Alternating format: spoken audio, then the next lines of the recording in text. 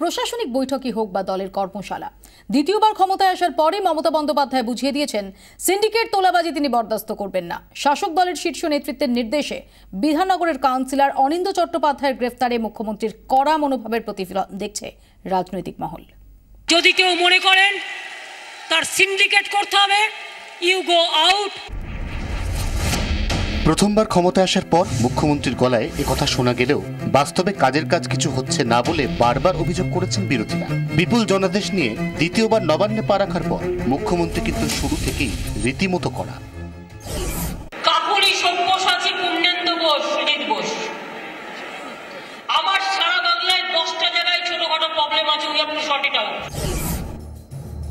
প্রশাসনকে কঠোর হওয়ার নির্দেশ দিয়ে মুখ্যমন্ত্রী বলেন, রাজনীতির রং দেখবেন না, কড়া হাতে সিন্ডিকেট সমস্যা সামাল দিন। প্রশাসনিক বৈঠকের পর কাকলি ঘোষ দস্তিদার, সুজিত বসু এবং সব্যসাচী দত্তকে আলাদা ডেকে ক্ষুব্ধ মুখ্যমন্ত্রী বলেন, এসব কি হচ্ছে? সিন্ডিকেটের জন্য সাধারণ মানুষ দুর্ভোগে পড়বেন কেন?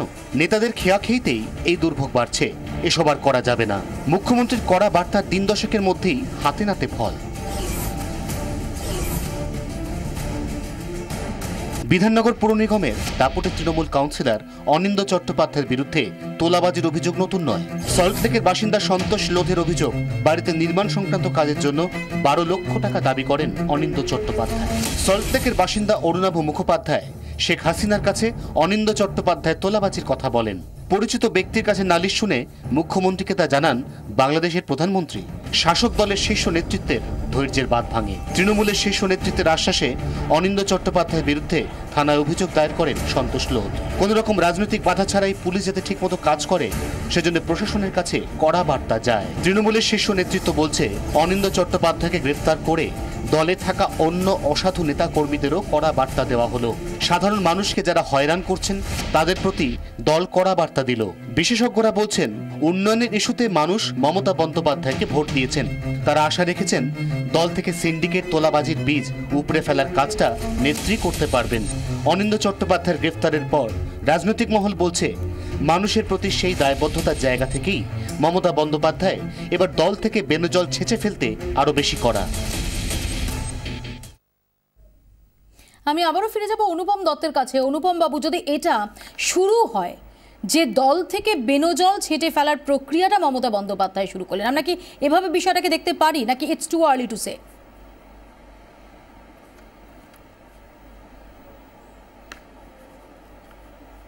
না, এটা এর মাধ্যমে তো একটা বার্তা যাবেই দলের মধ্যে। তা যদি এরা এবং আজকে ইন্টারেস্টিংলি আজকের খবরের কাগজে একটা নিউজ পড়লাম, যেটা বিল্ডিং প্ল্যান পাস করতে গেলে কোনো কাউন্সিলরের সিগনেচার লাগবে না, বা ট্রেড লাইসেন্স নিতে গেলে কোনো ট্রেড কাউন্সিলরের সিগনেচার লাগবে না। এই ধরনের আপনি 24 ঘন্টাতেও দেখেছেন অনুপম বাবু, কিছুক্ষণ আগেও আমরা এই খবরটা ব্রেক করে যে ফিরাদ হাকিম তিনি জানিয়ে দিয়েছেন যে এই সমস্ত নির্দিষ্ট কিছু বিষয়ে কাউন্সিলর তাদের ক্ষমতা সেটা খর্ব করা হলো এবং সেটা সম্পূর্ণ ফলবিং এই ঘটনা বিষয় খর্ব করা। এবং দেখবেন এটা অত্যন্ত ভালো প্রক্রিয়া, এবং এই জিনিসটা করতে পারলে দেখবেন অসাধু কাউন্সিলর যারা আছে তারা আস্তে আস্তে নিজেরাই বেরিয়ে যাবে দল থেকে, কাউকে তাড়াতে হবে না।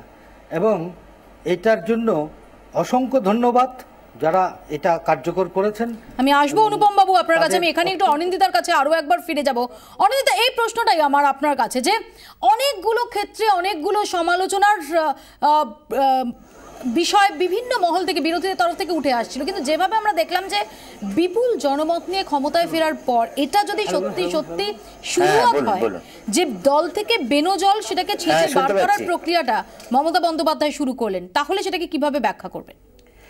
তাহলে তো মানে ঠকবাজতে গাউজার হয়ে যাবে। কারণ নির্বাচনের আগে যেভাবে আমরা সারদা, এখন সেটা সংবাদ মাধ্যম থেকে হারিয়ে গেছে বলে তার তার যে রিয়ালিটি সেটা তো হারিয়ে যায় না। মানে সেখানে তো আমরা তাবর মানে যারা এখন মন্ত্রী, যারা নির্বাচনে জিতে এসেছেন, যারা এখন তৃণমূলের শীর্ষস্থানীয় এমন মানুষদের দেখেছি। কিন্তু এই ক্ষেত্রে তো ফাইনালি একটা সময়ের পর নিশ্চয়ই আমি প্রথমেই তো বললাম এটাকে আর এন্টারটেইন বরদাস্ত করলেন না। একদমই, আমি তো প্রথমেই তো এটা তোমায় বললাম যে এটা অসম্ভব পজিটিভ একটা সাইন। কারণ আমি মানে কে ভোট দিয়েছে না দিয়েছে সেটা তো বড় কথা নয়, কিন্তু গোটা রাজ্যের মুখ্যমন্ত্রী, ফলে মানে ন্যায়ের জন্য তো তার দিকেই তাকিয়ে থাকবে গোটা রাজ্যের মানুষ।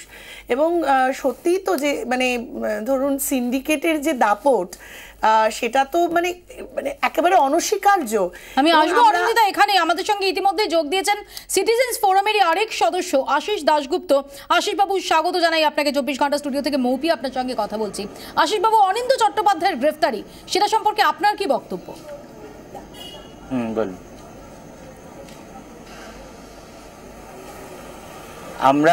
আমি কি ব্যক্তিগতভাবে কি বলবো বলুন। এটা যেভাবে আমরা দেখেছি, এই ব্লকে আমি দীর্ঘদিন ধরে আছি, বিভিন্ন নির্বাচন, বিশেষ করে আগের নির্বাচন কেন্দ্র করেও যে ঘটনাগুলো ঘটেছে, এবং এটা মানে যদি প্রকৃত অর্থে প্রকৃত সত্য উদ্ঘাটনের যদি চেষ্টা থাকে, যদি রাজনৈতিক উদ্দেশ্য নিয়ে এই জায়গাটাকে একটা মেরামতের ব্যাপার থাকে তো আলাদা, আদারওয়াইজ এটা অনেক আগেই দরকার ছিল। এই ঘটনা, এই ধরনের যে অপরাধ, কিন্তু এটাই আশিস বাবু আমার আপনার কাছে জিজ্ঞাসা যে যে কোনো সময় যে কোনো বিষয়ে সেটা আগে হতে পারতো কিনা, এটা তো ডেফিনেটলি একটা আলোচ্য বিষয়। কিন্তু আমার প্রশ্ন হচ্ছে যে যখন এটা হলো, অনিন্দ্য চট্টোপাধ্যায় নিজের দলের কাউন্সিলর, তাকে গ্রেফতারি, সেটা একটা মেসেজ দেওয়ার চেষ্টা করলেন মুখ্যমন্ত্রী যে কোনোভাবেই এ ধরনের ঘটনা বরদাস্ত হবে না। দলের মধ্যে অন্য কোনো করাপ্ট সদস্য যদি থেকে থাকেন তাদের জন্য কি এটা একটা আই ওপেনার হবে না, একটা দৃষ্টান্ত হবে না?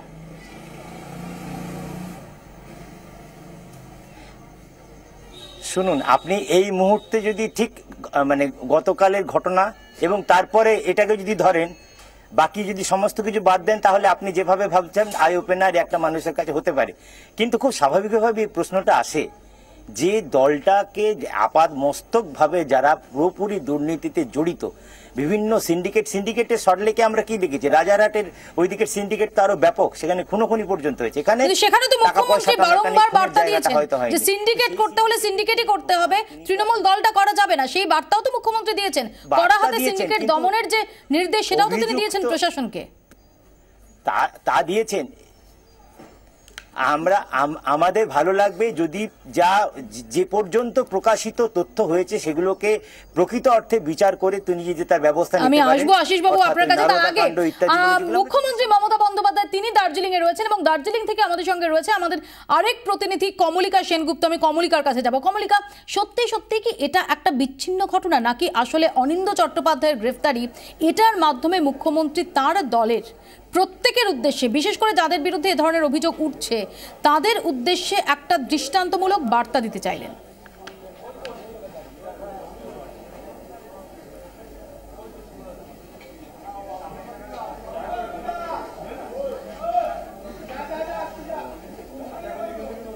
এটা একেবারেই একটা এক্সাম্পল। অনিন্দ্য চট্টোপাধ্যায় একটা নাম, এবং গত 8 মাস ধরে যেভাবে তার বিরুদ্ধে অভিযোগ জমা পড়েছে, তার বিরুদ্ধে যে ব্যবস্থা নেওয়া হবে এটা গত 2-3 দিন ধরেই জানা যাচ্ছিল।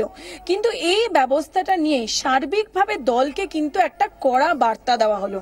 কারণ আমরা দেখলাম 19শে মে ফলাফল ঘোষণা হয় এবং বিপুল সংখ্যাগরিষ্ঠতা নিয়ে 211 সিট নিয়ে কিন্তু তৃণমূল কংগ্রেস এলো।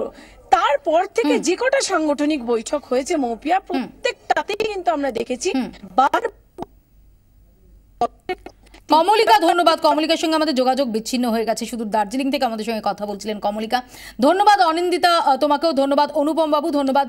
আশিস বাবু আপনাদেরও। আমাদের আপাতত সোজা কথা এখানেই শেষ করতে হবে। কিন্তু যেভাবে অনিন্দ্য চট্টোপাধ্যায়ের গ্রেফতারি এবং তার মাধ্যমে যেটা রাজনৈতিক মহল মনে করছে যে কোথাও নিজের দলের উদ্দেশ্যেই একটা কড়া বার্তা দেওয়ার চেষ্টা করলেন মুখ্যমন্ত্রী, তার ফলে কি সত্যি সত্যি তৃণমূল কংগ্রেসের যে শুদ্ধিকরণের পথটা সেটা সুগম হবে, তার উত্তর দেবে ভবিষ্যতে।